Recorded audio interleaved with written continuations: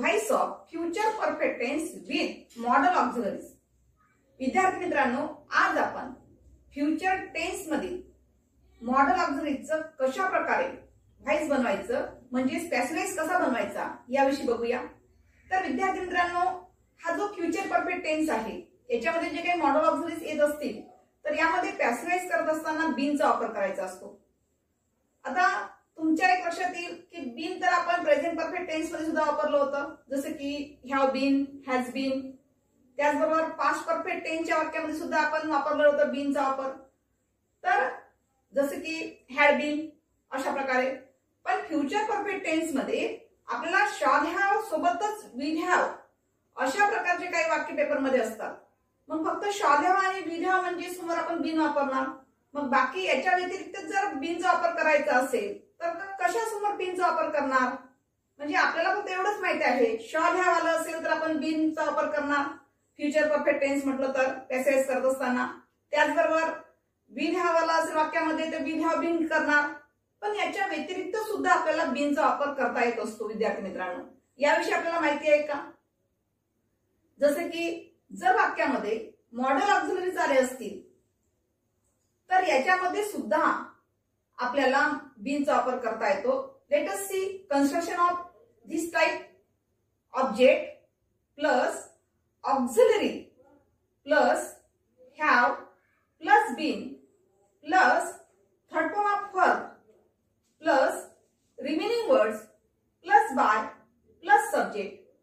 म्हणजेच काय, सगळ्यात पहिले दिलेल्या वाक्यातला ऑब्जेक्ट सुरुवातीला घ्यायचं म्हणजेच कर्म, प्लस ऑक्झिलरी घ्यायचं म्हणजेच काय सहाय्यकारी क्रियापद जे काय असेल ते, प्लस त्यासमोर हॅव बीनचा वापर करा, प्लस क्रियापदाचं तिसरं रूप घ्यायचं, प्लस रिमेनिंग वर्ड्स म्हणजेच उर्वरित शब्द घ्या, नंतर बाय घ्या, प्लस सब्जेक्ट म्हणजेच कर्ता घ्यायचा असतो।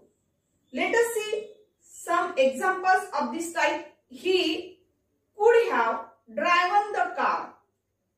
आता बघा, दिलेलं वाक्य हे कसं आहे, इनएक्टिव्ह वॉइस मध्ये आहे। आपल्याला ब्रॅकेट मध्ये जर इन्स्ट्रक्शन आलेलं असेल पेपर मध्ये चेंज द व्हॉइस तर आपण असं करणार। आता तुम्ही मुलं या ठिकाणी कन्फ्युज होता की तुम्हाला असं वाटते की ते हॅव आलेलं आहे वा त्यानंतर मग पुन्हा काय करायचं, मग इथे कुड पण दिसतो आहे।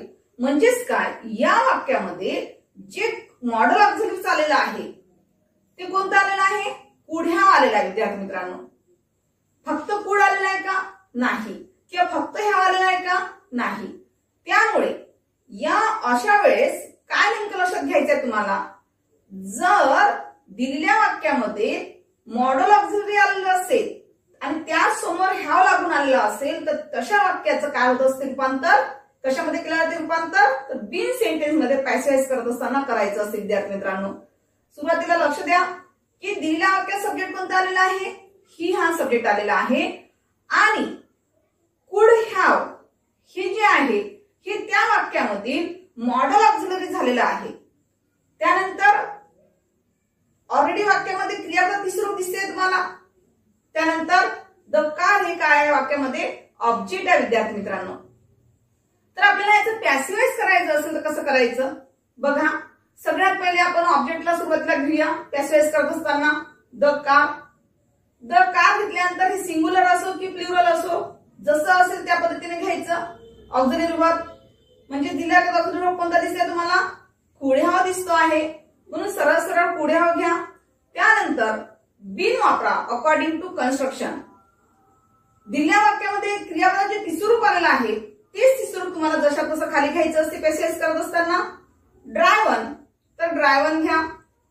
या वाक्यामध्ये तुम्हाला रेस्ट ऑफ वर्ड्स किंवा रिमेनिंग वर्ड्स दिसते आहेत का? नाही।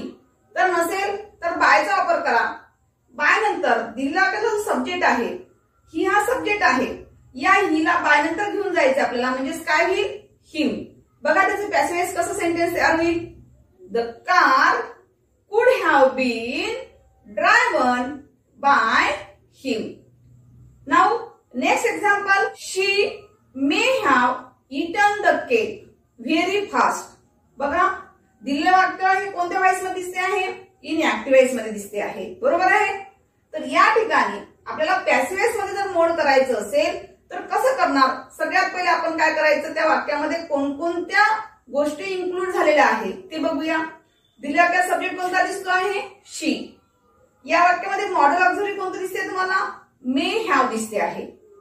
त्यानंतर क्रियापदाचं तिसरं दिसते आहे इटन. नंतर दिलेल्या वाक्यात फक्त ऑब्जेक्ट कोणता आहे? ओनली ऑब्जेक्ट बघा, कारण दिलेल्या वाक्यात शिल्लक राहिलेला भाग कोणता दिसतोय तुम्हाला? The cake very fast. पण हा टोटली पूर्ण ऑब्जेक्ट आहे का? नाही. तर मिनिंगफुल फक्त वर्ड्स कोणत्या आहेत त्यातला? The cake.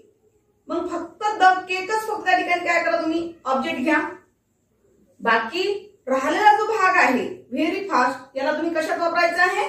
रिमेनिंग वर्ड्स मध्ये वापरा. कारण मागच्या व्हिडिओमध्ये मी तुम्हाला सांगितलं होतं ऑब्जेक्ट कसं ओळखायचं, how to identify direct object आणि इनडायरेक्ट ऑब्जेक्ट, म्हणजे कशा प्रकारे ऑब्जेक्ट ओळखायचं याविषयी आपण सविस्तर व्हिडिओमध्ये माहिती दिलेली आहे, ते तुम्ही बघून घ्या. तर दिलेल्या वाक्यामध्ये द केक हा फक्त एक ऑब्जेक्ट झालेला आहे, मेन ऑब्जेक्ट. बघा आता पॅसेज करत असताना कशा प्रकारे होईल? सगळ्यात पहिले ऑब्जेक्टला इकडे घेऊन या, द केक. आता द केक हा सिंग्युलर असो अगर प्लुरल असो, दिलेल्या वाक्यात मॉडेल ऑक्झिलरी काय दिसते तुम्हाला? May have. जशा तसं मे हॅव घ्या, मे हॅव. जशाच तसे तुम्ही काय घ्यायचं आहे? मे हॅव घ्या. त्यानंतर अकॉर्डिंग टू कन्स्ट्रक्शन बीनचा वापर करा. त्यानंतर दिलेल्या वाक्यात जे थर्ड फॉर्म आहे तेच थर्ड फॉर्म तुम्ही वापरा. दिलेल्या वाक्यात इटन आलेला आहे तर पॅसेज करत असताना सुद्धा तेच घ्या, इटन. After then you use remaining words in a sentence. वाक्यामध्ये रिमेनिंग वर्ड्स कोणता आहे? Very fast. तर very fast. After then bye.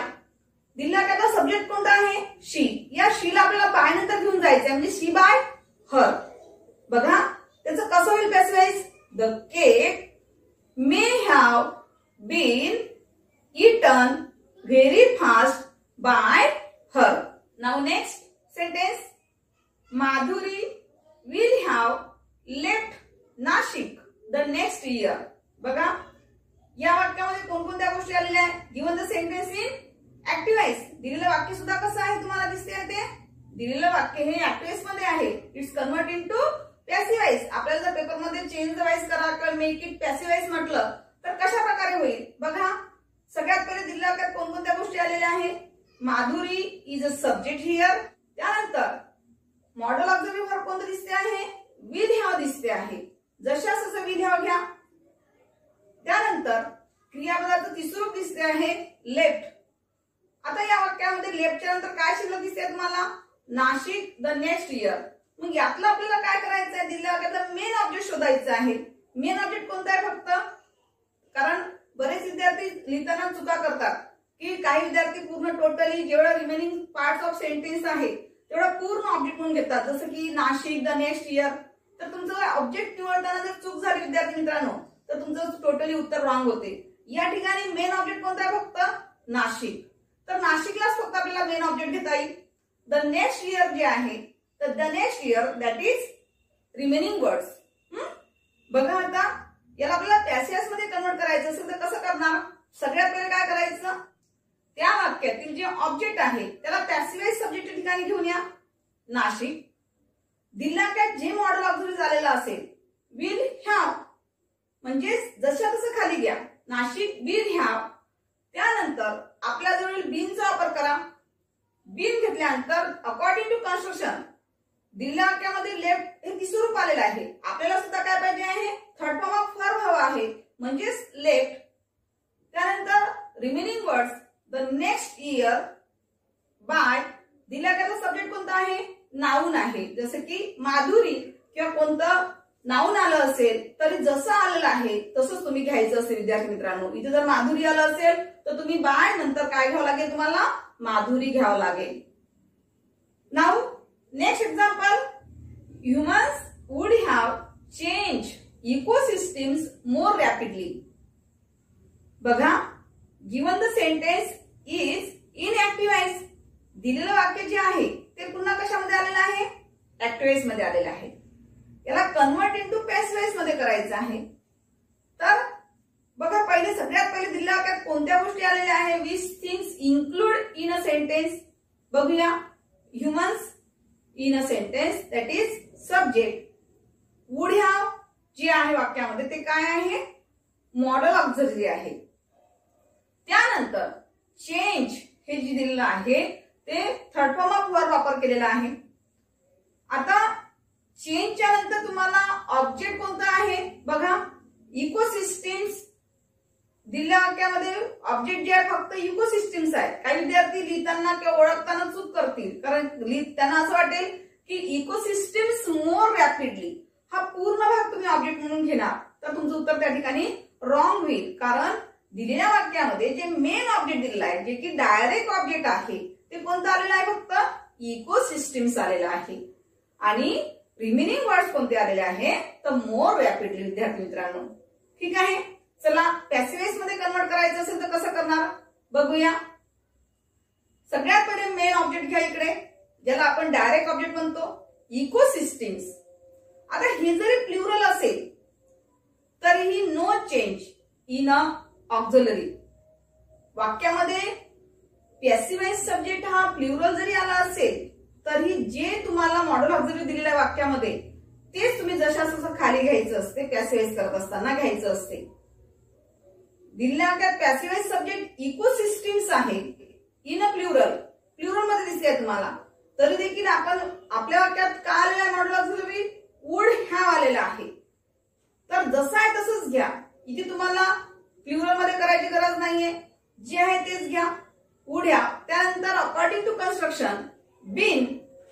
त्यानंतर दिलेल्या वाक्यामध्ये थर्ड फॉर्म ऑलरेडी आलेला आहे, तेच तुम्ही पॅसिव्ह वॉइस करताना घ्यायचं, जे की चेंज.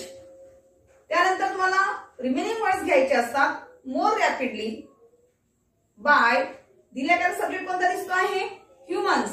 तर बाय नंतर सुद्धा तुम्हाला काय घ्यावं लागेल मग, ह्युमन्स. कारण ह्युमन्सचा बद्दल बाय नंतर काय होणार आहे, ह्युमन्सच होणार आहे. त्यामुळे तुम्ही ऑलरेडी जसं बायच्या नंतर जो सब्जेक्ट आलेला असेल त्या सब्जेक्टला बायच्या नंतर घेऊन घ्यायचं ऑब्जेक्टच्या पोझिशन ठिकाणी, म्हणजेच ह्युमन्स. बघा पॅसिव्ह वॉइस करत असताना कसं होईल आता sentence, ecosystems would have been change more rapidly by humans. चला नेक्स्ट एक्झाम्पल बघूया.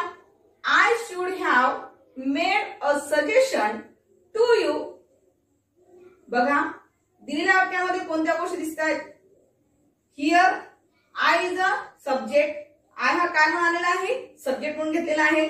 त्यानंतर मॉडेल ऑक्झिलरी जे आहे ते कोणतं दिसते वाक्यामध्ये, शुड हॅव. त्यानंतर थर्ड फॉर्म ऑफ वर्ब दिसते आहे, मेड. त्यानंतर अ सजेशन टू यू, हे जे राहिलेला पार्ट आहे वाक्यामध्ये, तर यामध्ये आपल्याला ओळखायचं आहे विच इज ऑब्जेक्ट. यातला मेन ऑब्जेक्ट कोणता आहे ओळखायचं आहे. मग यामध्ये मेन ऑब्जेक्ट कोणता दिसतोय तुम्हाला, अ सजेशन. कारण अ सजेशन टू यू असं जर आपण घेतलं तर तुमचं उत्तर रॉंग होते. म्हणून यातलं जे मेन ऑब्जेक्ट आहे विद्यार्थी मित्रांनो ते कोणतं आहे, अ सजेशन. आणि टू यू जनरली आपण पॅसिव्ह वॉइस करत असताना वाक्यामध्ये जे काही प्रोनाउन येत असतात त्याच्या समोर आपण पॅसिव्ह वॉइस करताना काय करतो, सो टूचा वापर करतो. पण इथे ऑलरेडीच काय दिलेल्या वाक्यामध्ये टू आलेला आहे, म्हणून नो डाऊट उत्तरामध्ये सुद्धा तुम्हाला त्याचा वापर जशा तसंच करावा लागेल. ठीक आहे, डोंट कन्फ्यूज. बघा आता या ठिकाणी पॅसिव्ह वॉइस करत असताना कसं होईल, चला मेन ऑब्जेक्ट जे आहे त्याला सुरुवातीला घेऊन या. तर बघा या ठिकाणी मेन ऑब्जेक्टला आपल्याला सुरुवातीला घेऊन जायचं आहे, अ सजेशन. फक्त एवढंच घ्यायचं, अ सजेशन हे तुमचं मेन ऑब्जेक्ट झालेलं आहे. आणि टू यू हा जो पार्ट आहे वाक्यामधला हा तुमचा काय आहे विद्यार्थी मित्रांनो, रिमेनिंग वर्ड्स आहे. तर या ठिकाणी अ सजेशन घेतल्यानंतर त्या वाक्यामध्ये जे काही मॉडेल ऑक्झिलरी आलेलं असेल, शुड हॅव आलेलं आहे, जशास तसं शुड हॅव घ्या. त्यानंतर बीन वापरा. त्यानंतर दिलेल्या वाक्यामध्ये जे थर्ड फॉर्म ऑफ वर्ब आलेला आहे त्या थर्ड फॉर्म जसं आहे वाक्यामध्ये तेच पॅसेज मध्ये वापरा. म्हणजेच मेड आहे वाक्यामध्ये तर उत्तरामध्ये काय घ्यावं लागेल तुम्हाला, मेडच घ्यावं लागेल, म्हणजेच made. After then remaining words to you, जशास तसं टू यू घ्या. अकॉर्डिंग टू कन्स्ट्रक्शन बाय वापरा. दिलेला का जो सब्जेक्ट आलेला आहे तो सब्जेक्ट कोणता आहे, आय.